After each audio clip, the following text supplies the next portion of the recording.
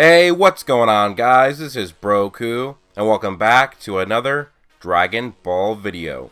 In this video, we're going to discuss Goku, or Kakkarot, and why he would not have been a low-class warrior according to the Saiyan. Now, everyone seems to think that Goku was already well on his way to becoming a low-class Saiyan warrior at the beginning of Dragon Ball Z, as his power level was only at 416 at the time of his fight with Raditz, who, Raditz himself, was a low-class Saiyan warrior, but was still nearly 4 times stronger than Goku, as Raditz's power level was at 1500. Now, in terms of what Goku was, you could say that he was sort of a low-class Saiyan warrior at the time, but I am saying that he had a huge unfair disadvantage compared to the other Saiyans and even his brother.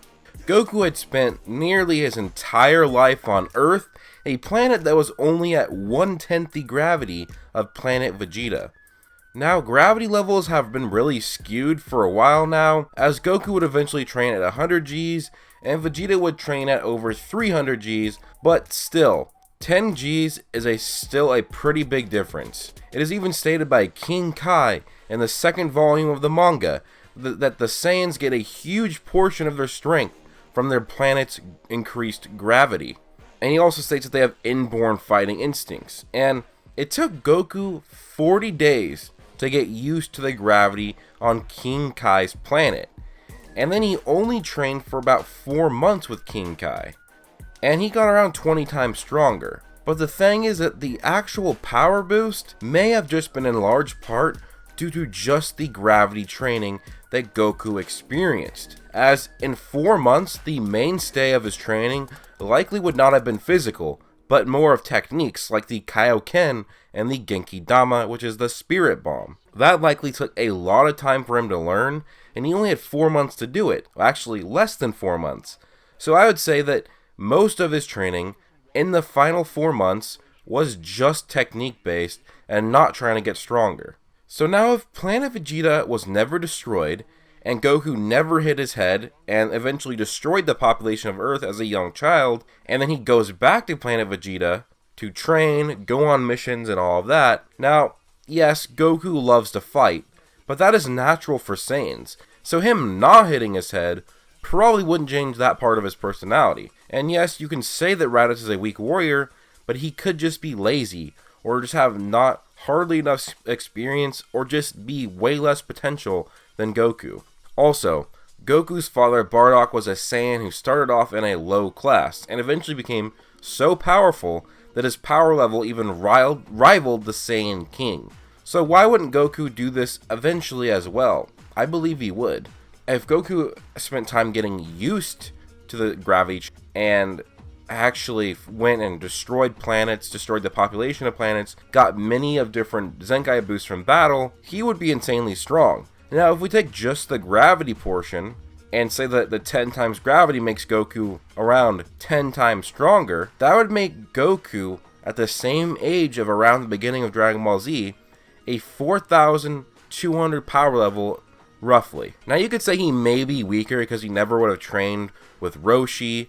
And while that's possible, if Goku had been a normal Saiyan and went from planet to planet, his power would have likely eclipsed that of what he had learned from Roshi, especially from all these Zenkai boosts. Now, Goku's power level would have put him at even stronger than Nappa, who is a Saiyan elite warrior, while Goku would still just be a young Saiyan. And Goku is always getting stronger, and a lack of brain injury wouldn't mess with his strength potential, meaning Goku could have eventually even easily surpass the power of Prince Vegeta. Heck, if a single Zenkai boost can get Goku to go from a 90,000 power level to a 3 million power level, then it is possible for Goku to get similar Zenkai boost and then become just an unimaginable power to the Saiyan race. Goku has huge potential, and may just be a natural Saiyan elite. Now, it does seem that the Super Saiyan isn't just a power form, it's also sort of a mental thing. It's not just you get this powerful, then you get Super Saiyan.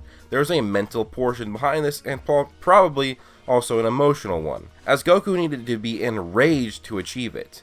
but maybe his body was somewhat better for the form than the other Saiyans, as he was the first Saiyan in a long time to achieve this form. Not saying he still would have achieved it, but I think he still could have, even without the head injury and all the circumstances. Now I understand why so many people believe that Goku truly was just a low-class Saiyan warrior, and that he just worked hard to overcome it. But I just see it in a different light. Goku is actually that of a Saiyan elite in terms of potential and power. I believe that if somehow Goku as a kid destroys the Earth's population on his return to Planet Vegeta and some training, and then continued battling and conquest of other planets, he would keep powering up, similar to what Bardock did in the Father of Goku special.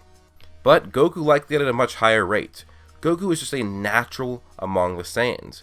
If you think about it, King Kai did specifically state that the gravity was a huge part of the Saiyan strength.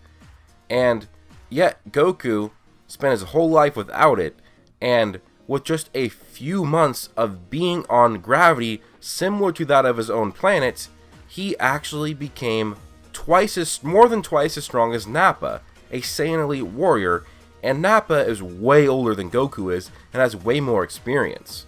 So Goku is a natural, and if you think about it as well, Goku spent his entire life on planet Earth, and despite without the huge gravity boost that he would have gotten on the planet Vegeta, he still overcame and became the strongest quote-unquote Earthling on the planet Earth. And that is a huge thing, as King Kai again stated that one of the main reasons why the Saiyans are so strong is because of the gravity.